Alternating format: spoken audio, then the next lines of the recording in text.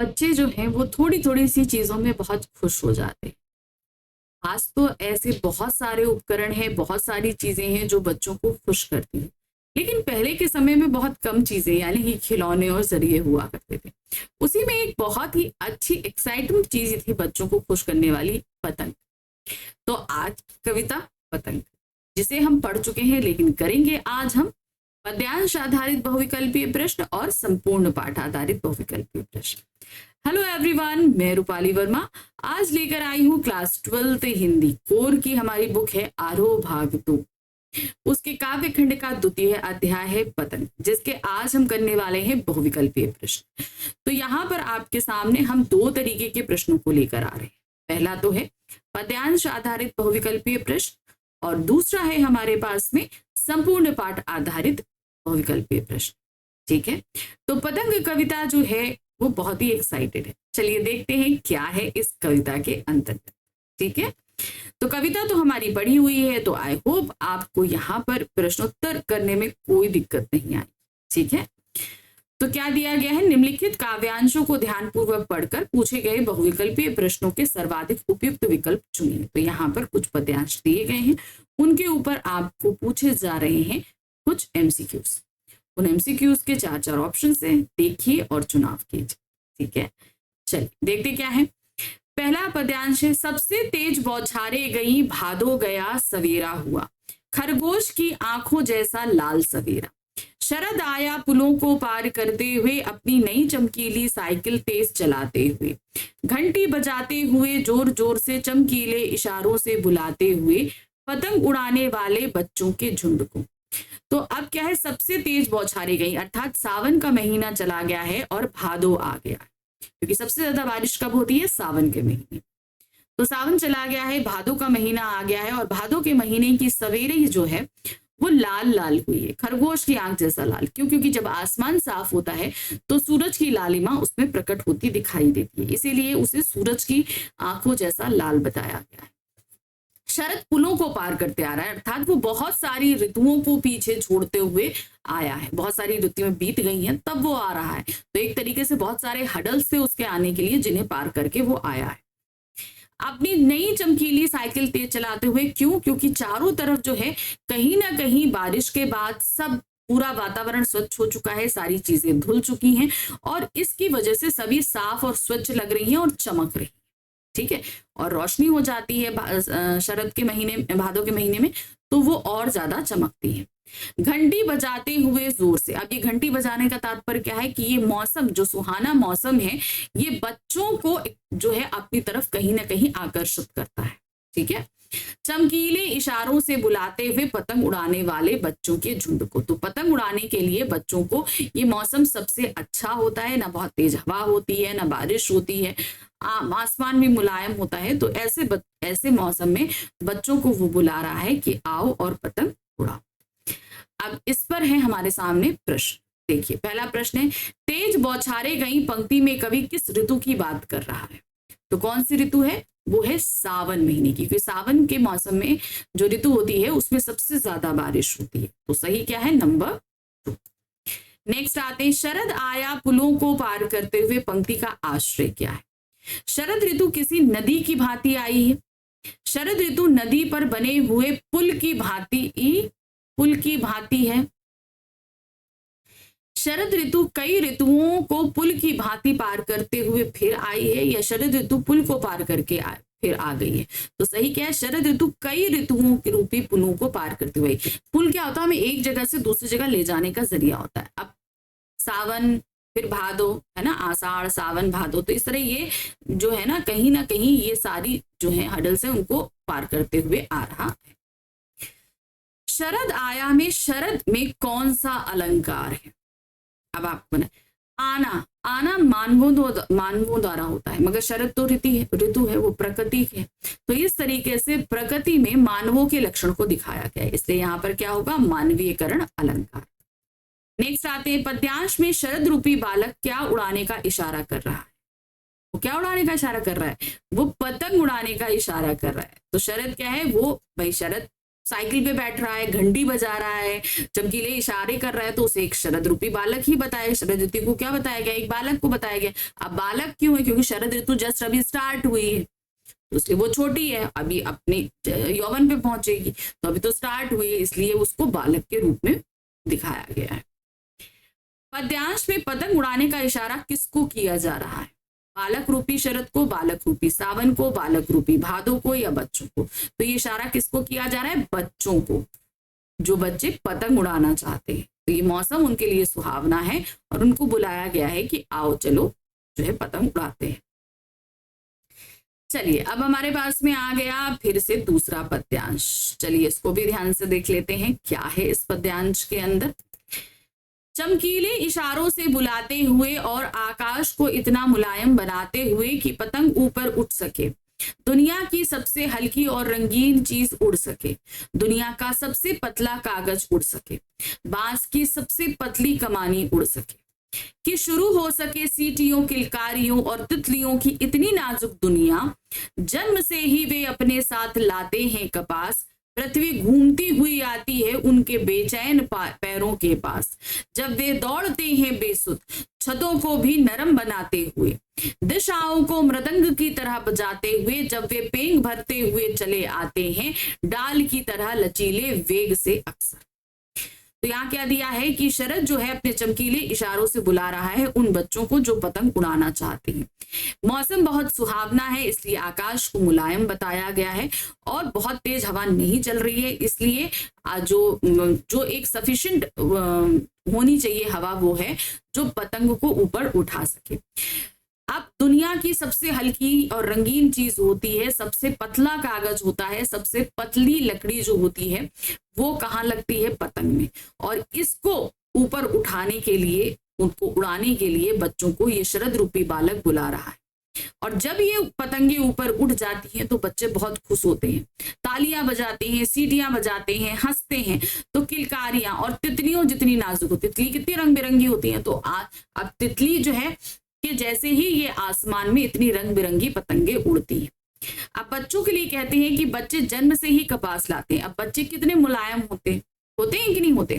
तो वही उनकी सॉफ्टनेस को व्यक्त करने के लिए कपास अर्थात रुई को प्रतीकात्मक तौर पर बताया गया है कि बच्चे बहुत ही जन्म से ही बहुत मुलायम होते हैं। वो इतने ज्यादा चंचल होते हैं, इतने ज्यादा तेजी से दौड़ते हैं, जैसे लग रहा है कि पृथ्वी ही बहुत तेजी से घूमती है। वे दौड़ते हैं बेसुध, एकदम छतों, मतलब वो खुद इतने नरम होते हैं कि जो कठोर धरती होती है, जो छत होती है, वो भी उनके पैरों के नीचे आकर नरम हो जाती है। और इनके दौड़ने के कारण चारों तरफ इतना शोर होता है जैसे लगता है हर तरफ दिशाओं में मृदंग बज रहा है। जब वे पेंग भरते हुए चले आते हैं डाल की तरह, अब उनके शरीर के लचीलेपन को जो है वो पेड़ की डाल के तरीके से बताया गया। अब इस पद्यांश में पहला जो हमारा प्रश्न है, पद्यांश में कवि ने पतंग के बारे में क्या विशेषताएं बताई हैं? वह संसार की सबसे हल्के कागज की बनी होती है, बिल्कुल बताया है। वह संसार की सबसे रंग बिरंगे कागज की बनी होती है। इसमें लगी बांस की कमानी सबसे पतली होती है, या उपरोक्त सभी। तो उन्होंने ये सारी क्वालिटीज बताई हैं, तो हम क्या लगाएंगे? नंबर 4 पे, उपरोक्त सभी। पद्यांश में बच्चों की दुनिया कैसी बताई गई है? बच्चों की दुनिया उत्साह, उमंग और बेफिक्री की होती है। आसमान में उड़ती पतंग को देखकर वे किलकारियां मारते हैं तथा सीटियां बजाते हैं। वे तितलियों के समान मोहक होते हैं, या उपरोक्त सभी। तो यहाँ पर बच्चों की दुनिया में ये सारी बातें बताई गई हैं, तो हम क्या लगाएंगे? उपरोक्त सभी। प्रश्न संख्या 3 है, जन्म से ही वे अपने साथ लाते हैं कपास। पंक्ति के माध्यम से कवि क्या कहना चाहता है? इस पंक्ति के माध्यम से कवि क्या कहना चाह रहे हैं? बच्चे जन्म से ही अपने साथ निर्मलता, कोमलता लेकर आते हैं। बच्चों के हाथ कपास की तरह नाजुक होते हैं। बच्चे कपास के साथ बचपन में खेलते आए हैं। जन्म से ही बच्चे कपास के समान होते हैं। तो सही यहाँ पर क्या है? बच्चे जन्म से ही अपने साथ निर्मलता, कोमलता लेकर आते, क्योंकि उनकी सॉफ्टनेस के लिए और उनकी निर्मलता, क्योंकि भाई देखिए रुई जो होती है वो साफ स्वच्छ होती है, ठीक है, बहुत सॉफ्ट होती है। तो इन दोनों को ही बताने के लिए उन्होंने इसका उदाहरण लिया है। छतों को भी नरम बनाते हुए, इससे क्या आश्चर्य है, वे दौड़ते हुए कठोर जमीन को भी नरम बना देते हैं। बच्चे पतंग उड़ाते हुए बेसुध होकर दौड़ते हैं और कठोर जमीन की परवाह नहीं करते। बच्चे छतों पर चढ़कर पतंग उड़ाते हैं या उपरोक्त सभी। तो यहाँ पर छतों को नरम बनाते हुए से का तात्पर्य है कि बच्चे पतंग उड़ाते हुए बेसुध हो जाते हैं, यानी कि उन्हें कुछ होश नहीं रहता, और कठोर जमीन की भी परवाह नहीं करते। वो जमीन भी उनके पैरों की मानित एकदम कोमल हो जाती है। पद्यांश में कवि ने बच्चों की तीव्रता व लचीलेपन की तुलना किससे की? तो पेड़ की डाली से करी है ना, लास्ट पंक्ति में था। छोटी झाड़ियों से, पेड़ की पत्तियों से, पेड़ की डाल से, या इनमें से कोई नहीं। तो सही क्या था? पेड़ की डाल से की। चलिए अब हम आ गए पद्यांश संख्या 3 पे। यहाँ क्या दिया है? छतों के खतरनाक किनारों तक उस समय गिरने से बचाता है उन्हें सिर्फ उनके ही रोमांचित शरीर का संगीत। पतंगों की धड़कती ऊंचाइयां उन्हें थाम लेती हैं महज एक धागे के सहारे। पतंगों के साथ साथ वे भी उड़ रहे हैं अपने रंध्रों के सहारे।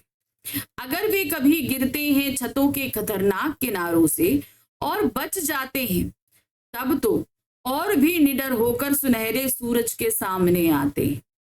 पृथ्वी और भी तेज घूमती हुई आती है उनके बेचैन पैरों के पास।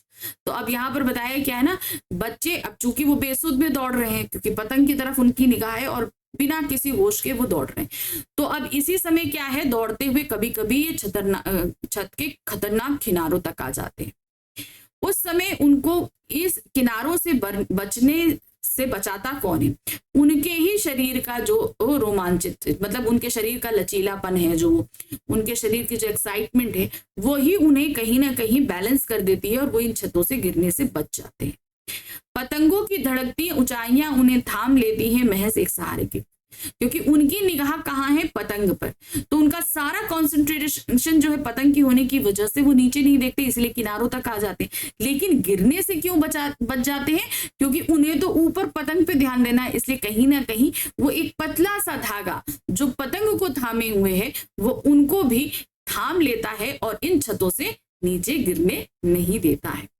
पतंगों के साथ साथ वे भी उड़ रहे हैं अपने रंध्रों के सहारे।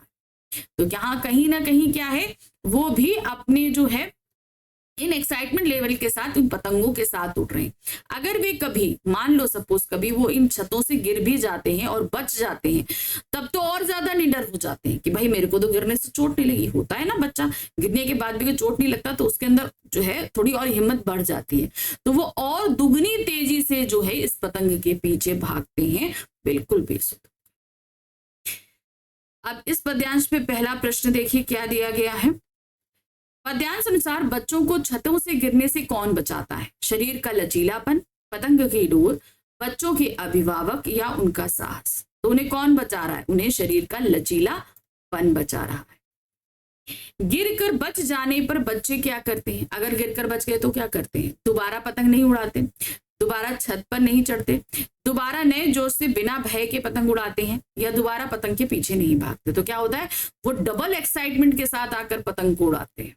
जो पहला एक्साइटमेंट था उससे और ज्यादा एक्साइटमेंट हो जाता है, क्योंकि उनको तो लग रहा है कि अरे मैं तो गिर गया, मुझे चोट नहीं आई। पतंगों के साथ साथ वे भी उड़ रहे हैं पंक्ति से कवि क्या कहना चाहता है? पतंगों के साथ वे भी उड़ रहे हैं, इसके माध्यम से कवि क्या कहना चाह रहे हैं? बच्चे पतंग के सहारे दूर तक दौड़ लगाते हैं। बच्चे अपनी कल्पनाओं व भावनाओं को पतंग के सहारे ऊंचाइयों तक पहुंचा देते हैं। बच्चे अपनी शरारतों को पतंग के सहारे दूसरों तक पहुंचा देते हैं, या उपरोक्त सभी। सही क्या है? बच्चे अपनी कल्पनाओं व भावनाओं को पतंग के सहारे ऊंचाइयों तक पहुंचा देते हैं, बहुत ऊपर तक। हाँ, बच्चों के पैरों को बेचैन क्यों कहा गया है? क्योंकि बच्चे शरारती होते हैं, क्योंकि बच्चे पतंग उड़ाते हैं, क्योंकि बच्चे इतने गतिशील होते हैं कि एक जगह पर नहीं टिकते, या उपरोक्त सभी। तो इनके पैरों को बेचैन इसलिए कहा गया है क्योंकि बच्चे बहुत ही ज्यादा चंचल होते हैं, गतिशील होते हैं, एक जगह बैठते नहीं है, इसीलिए उनके पैरों को क्या कहा गया है? बेचैन। सुनहले सूरज में कौन सा अलंकार है? अब आप यहाँ पर देख रहे हो जो सा है और सा है, इसलिए सीधे सीधे यहाँ पर क्या हो जाएगा? अनुप्रास अलंकार। एक ही वर्ड दिया गया, सा। ठीक है, अब यहां से हमारे शुरू हो रहे हैं संपूर्ण पाठधारित। प्रश्न। ठीक है, तो अभी तक हमने क्या देखे, पद्यांश आधारित। अब हम देखने जा रहे हैं संपूर्ण पाठ आधारित बहुविकल्पीय प्रश्न। बच्चे छत के किनारे से एक बार गिर जाने के बाद दोबारा क्या करते हैं? अगर वो एक बार गिर जाए तो फिर क्या करते हैं? वो छत पर आकर दोबारा पतंग नहीं उड़ाने नहीं जाते। वो दोगुने उत्साह, साहस, निडरता तथा के साथ दोबारा पतंग उड़ाने लगते हैं। बिल्कुल सही है। वो केवल दूसरों को पतंग उड़ाते हुए देखते हैं, तो सही क्या है, सेकंड। वो दुगने उत्साह और साहस के साथ दोबारा पतंग उड़ाने के लिए आते। गिरकर बच जाते में कौन सा अलंकार है? अब देखिए, गिरे हैं तो चोट लगेगी, बच गए तो गिरना और बचना ये दो विपरीत चीजें, इसलिए यहां पर क्या होगा, विरोधाभास अलंकार। नेक्स्ट आते हैं, पतंग उड़ाते बच्चे छतों के किनारों से जब नीचे गिर जाते हैं और बच जाते हैं तो क्या होता है?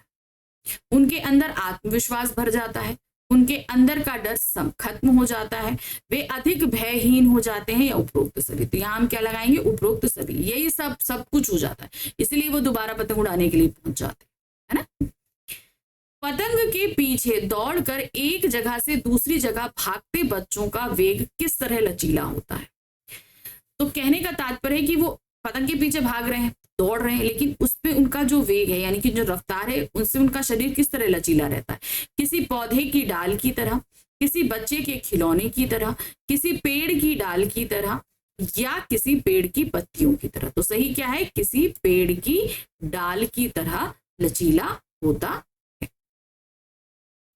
खरगोश की आंखों जैसा लाल किसे कहा गया है? जाहिर सी बात है, सवेरे को। किसके? शरद ऋतु के सवेरे। तो सही क्या है आपका, यहां पर सवेरे। फिर आते, कौन सी ऋतु आकाश को मुलायम बनाती है? ग्रीष्म ऋतु, वसंत ऋतु, शरद ऋतु या वर्षा ऋतु? आप देखिए क्या है ना, ये होती है आपकी शरद ऋतु। कवि को बच्चों का दौड़ना किसकी तरह प्रतीत हो रहा? मछली की तरह, खरगोश की तरह, झूले की पेंग की तरह, या सर्कस के बंदर की तरह? तो वो कैसे है, झूले की पेंग की तरह प्रतीत हो रहा है। जैसे झूला लेते समय ऐसे ऐसे बहुत तेजी से चलता है, ऊपर नीचे करता ना, तो उसी की तरह प्रतीत हो रहा। शरद रूपी बालक क्या बजाता हुआ आया है? साइकिल की घंटी, है ना। देखिए क्या है, कटोरी, थाली, हॉर्न या घंटी? तो ये क्या है, साइकिल की घंटी। जोर जोर में कौन सा अलंकार है? अब एक ही शब्द जब दो बार आए और दोनों बार उसका अर्थ एक जैसा ही हो, तो वहां पे कौन सा अलंकार होता है? पुनरुक्ति प्रकाश अलंकार। कौन सा अलंकार होता है? पुनरुक्ति प्रकाश अलंकार। बच्चे पतंग के पीछे पीछे भागते कहां तक पहुंच जाते हैं? छतों के बीचों बीच, छतों के एकदम किनारे तक, छतों के किनारे के पास, या छत के नीचे तक? तो सही क्या था, छतों के एकदम किनारे तक वो पहुंच जाते हैं। तो यहां पर हमारा देखिए सेकंड चैप्टर भी खत्म हो गया। तो एमसीक्यूज में हमें कभी भी कोशिश करिए कि ज्यादा वक्त नहीं देना है, क्योंकि पेपर में बहुत लेंथी आता है, उसमें लिखने के लिए बहुत ज्यादा होता है, और समय हमारे पास सिर्फ 3 घंटे का होता है। अगर हम एमसीक्यूज में बहुत ज्यादा समय देंगे तो ये जान लीजिए कि हमारे पास समय बाकी वर्णनात्मक प्रश्नों को करने के लिए नहीं बचेगा। तो ये एक पोर्शन जो एमसीक्यू का होता है, ये सबसे बेस्ट होता है, जिसमें आपको ज्यादा से ज्यादा मार्क्स मिल सकते हैं और अपना टाइम भी आप सेव कर सकते हैं। तो इनकी प्रैक्टिस आप जितनी करोगे ना, आपकी आदत उतनी अच्छी पड़ जाएगी इन एमसीक्यूज को सॉल्व करने। ठीक है, तो चलिए अब हम मिलेंगे अपने क्लास 12 के तीसरे अध्याय के साथ में, लेकिन उससे पहले फटाफट चैनल को सब्सक्राइब कीजिए, लाइक कीजिए, शेयर कीजिए और कमेंट्स कीजिए, क्योंकि आपके कमेंट्स हमें बताते हैं कि आप क्या चीजें चाह रहे हैं या किस चीज में आपको डाउट है। इसलिए अगर किसी भी चीज में आपको कोई डाउट है तो आप उसके लिए कमेंट कीजिए। आपको वीडियो अच्छा लगा है तो कमेंट कीजिए, लाइक कीजिए, और साथ ही साथ सब्सक्राइब तो करना ही करना है ना, और शेयर भी कीजिए अपने सभी फ्रेंड्स के साथ में।